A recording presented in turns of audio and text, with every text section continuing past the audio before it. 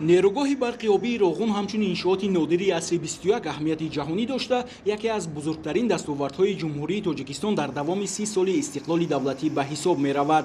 Зеро дар таърихи давлатдории навини Тоҷикистони соҳиби истиқлол бо азму талошҳои асосгузори сулҳу ваҳдати миллӣ пешвои миллат, президенти ҷумҳурии Тоҷикистон муҳтарам Эмомалӣ Раҳмон корҳои сохтмонӣ дар нерӯгоҳ ба далели расидан ба истиқлоли комили энергетикӣ ва мусоидат ба рушди иқтисоди мамлакат оғоз ёфт ва ду агрегати он ба кор дароварда шуд. Азми сохтмончиёни ин кохи бузурги нур барои дар муҳлати муқаррар гардида ба кор даровардани агрегатҳои боқимонда қатъӣ аст ва барои дар амал татбиқ намудани ин ҳадафи олӣ ки дар таҳкими истиқлоли энергетикии мамлакат нақши бузург дорад, талошҳо ба харҷ дода мешавад. Воқеан майдони сохтмони ин иншооти барои Тоҷикистон муҳим имрӯз ба корзори заҳмати созанда табдил ёфтааст. Дар ин иншооти гидроэнергетикии мамлакат лаҳзае кор қатъ нагардида, диловарони сохтмони нерӯгоҳи Роғун бо азму иродаи қавӣ шоҳкорӣ меофаранд. Корҳо дар маҷмӯи обқабулкунакҳои асосӣ, нақбҳои обгузари амудӣ, мустаҳкамкунии фарози кӯҳҳо, баромадгоҳи нақби обпартои қабати сеюм, нақбҳои нақлиётӣ, толори мошинҳо, бинои трансформаторҳо, сарбанд ва дигар иншооти асосии нерӯгоҳ вусъат меёбад. бо азми қавӣ ва иродаи устувори бунёдгарон, хобонидану шиба кардани омехтаи сангу шағал ва дигар ҷинсҳои кӯҳӣ дар танаи сарбанд идома дорад. Маводи хобонидашуда дар сарбанд зиёда аз 13 миллион метри мукаабро ташкил медиҳад. Барои кашонидан ва қабат ба қабат хобонидани маводи сарбанд техникаю механизмҳои зарурӣ истифода мешаванд. Кор дар ин иншооти асосии нерӯгоҳ шабонарӯзӣ ба роҳ монда шуда, дар як шабонарӯз то 30 000 метри мукааб мавод хобонида мешавад. Сифати корҳо дар сарбанди нерӯгоҳ пурра таҳти назорати мутахассисон қарор дошта, баъди хобонидани ҳар қабат коргарони озмоишгоҳ намуна гирифта таркиби донабандии сарбандро аз ташхис мегузаронанд ва дар сурати ба даст омадани натиҷаи мусбат ба хобонидани қабати навбатӣ иҷозат медиҳанд. Дар қисми пеши сарбанд ба хотири нагузаштани об то сатҳи 1080 метр зиёда аз 65 000 метри мурабба маводи зидди полоишии геомембрана насб гардидааст. имрӯз корҳои сохтмонӣ ва силгарӣ ба ғайр аз марҳилаи якуми сарбанди навбати аввал дар маҳалли ядрои сарбанди асосӣ, яъне дар ёнаҳои чапу рости ин мавзеъ барои корҳои тахту ҳамворкунии ёнаҳо аз сатҳи 1300 то сатҳи 1110 бо ҷӯшу хуруш идома ёфта истодааст, ки ҳоло мо аллакай дар сатҳи 1196 фаромадем.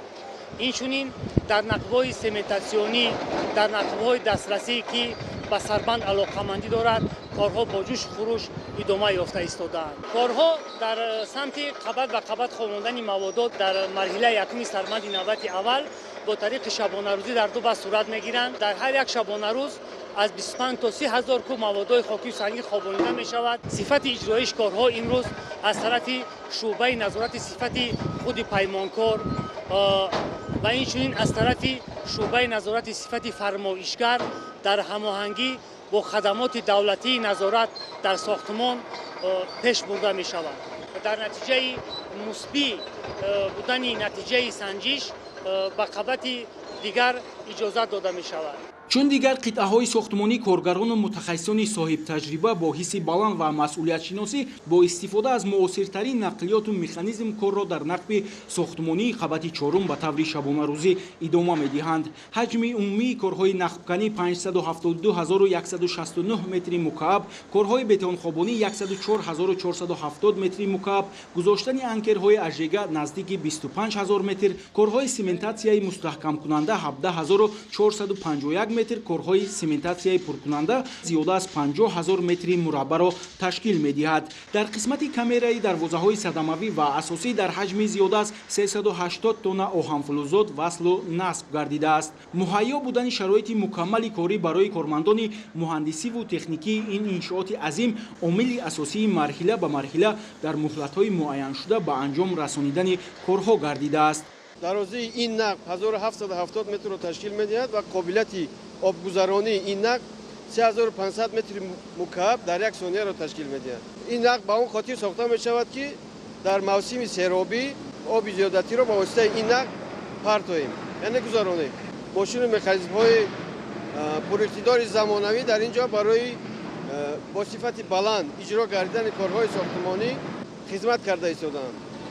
корҳо асосан дар нуқтаҳои бинои дарвозаҳои садамавии асосӣ وصل آهن فلزات اینچنین کارهای آرماتوربندی، کارهای بتونگیری، کارهای انکرگذاری و نخکنی و خاکبرداری رفته ایستاده است. کارهای ساختمانی و وصلگری در انشاءات آبقبولکنک اساسی نیز ادامه دارد. فعالیت با ثمر و شبانه‌روزی کارگران و متخصصان امکان فراهم آورد که در انشاءات مذکور کارهای ساختمانی با صفت بلند و طبق نقشه پیش بینی شده وسعت یابد.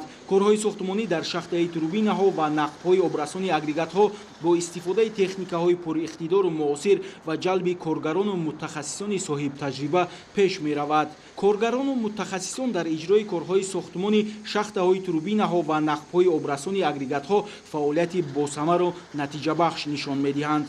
هر آن تکنولوژی نوترینی که در ساحه انشاءات تکنیکی وجود دارد طبق طلبات همان از کار اجرا کنندگان ما اجرای کار را طلب میکنیم. یعنی صفت کارهای ساختمانی در سطحی به نهایت بلند قرار دارد. با چنین روحیه سازنده بنیادگذاران نیروگاه راغون تلاش بران دارند که کارهای ساختمانی سری وقت در اساس لایحه پیش بینی شده به انجام رسد.